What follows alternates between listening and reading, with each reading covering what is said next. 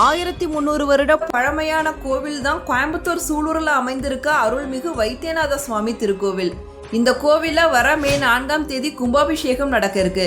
தீராத நோய்களை எல்லாம் தீர்த்து வைப்பவர் தான் வைத்தீஸ்வரர். சுமார் 1300 வருட பழமையான இந்த கோவில்ல சிவபெருமான் சுயம்பு மூர்த்தியாக எழுந்தருளி அருள் பாலிக்கிறார். நாகை மாவட்டத்தில் இருக்க வைத்தீஸ்வரன் கோவிலுக்கு இணையாக போற்றப்படுகிறது இந்த தலம். கரிகால சோழன் ஆட்சி செய்யும் போது ஒரு குறிப்பிட்ட சூழல்ல பிரம்மஹத்தி தோஷம் பிடிச்சுக்குது. அதனால பித்த வெறி கொண்ட அரசன் அக்கால வழக்குப்படி குறி சொல்லும் குரத்தியை கேட்க அவள் கொங்கு நாட்டில் மக்களை குடியேற்றி ஆலயங்களை கட்டி திருப்பணி செய்தால் பித்தம் தொலையும் அப்படின்னு சொல்றாங்க. அதன்படி அரசன் பரிவாரங்களுடன் வந்து கொங்கு நாட்டில் 36 பெரிய ஆலயங்கள், 360 சிறிய ஆலயங்கள், 32 அணைகளை கட்டி திருப்பணி செய்து பைத்தியம் நீங்க பெற்று செங்கோல் செலுத்தினான் அப்படின்னு வரலாறு சொல்லுது.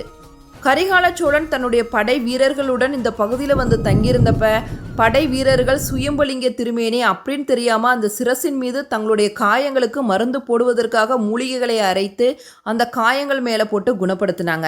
அப்போது அங்கேருந்த அரண்மனை வைத்தியர் மூலமாகத்தான் இது சுயம்பலிங்க திருமேனி அப்படின்னு தெரிய வந்தது. உடனே கரிகால சோழன் சுயம்பு மூர்த்தியை பிரதிஷ்டை செய்து வைத்தியலிங்கம் உடையார் அப்படிங்கிற திருநாமத்தை சூட்டி ஆலய கும்பாபிஷேகமும் செய்தார். கரிகால சோழனுடைய படை வீரர்கள் தெரிந்தோ தெரியாமலோ சுயம்புலிங்க சிரசின் மீது மூலிகைகளை அரைத்து தங்களுடைய காயங்களுக்கு போட்டு குணப்படுத்தினாங்க. அதனால தான் இந்த லிங்க திருமேனி தீராத நோய்களை எல்லாம் தீர்த்து வைக்கும் வைத்தீஸ்வரமுடையராக இருக்கிறார். வரலாற்றிலே பல தீராத நோய்களை எல்லாம் நல்ல எண்ணெய் காப்பு சாற்றி அதனையே அருட்பிரசாதமாக பெற்று உட்கொண்டு அதனை அருமருந்தாகவும், மேலும் லிங்கத்தின் சிரசில் சாற்றிய வில்வ இலையும் விபூதியும் அருட்பிரசாதமாகும். ஸ்ரீ வைத்தியநாத பெருமானும் ஸ்ரீ தன்வந்திரி பெருமானும் மருத்துவர்களாக இருந்த இத்திருத்தலத்திலேயே அருள் பாலிப்பது மிகவும் விசேஷம். இங்கு இன்னொரு ஐதீகம் என்னவென்றால், திருமணம் ஆகாத ஆண்கள் பெண்கள் தங்களது கரங்களால் இத்திருத்தலத்தில் அமைந்துள்ள நந்தியும் பெருமானுக்கும் எண்ணெய் காப்பிட்டு முறையாக பூஜைகள் செய்து பிரார்த்தனை செய்தால் திருமணம் அமைவது கண்கூடாக காணப்படுகின்ற நிகழ்வாகும்.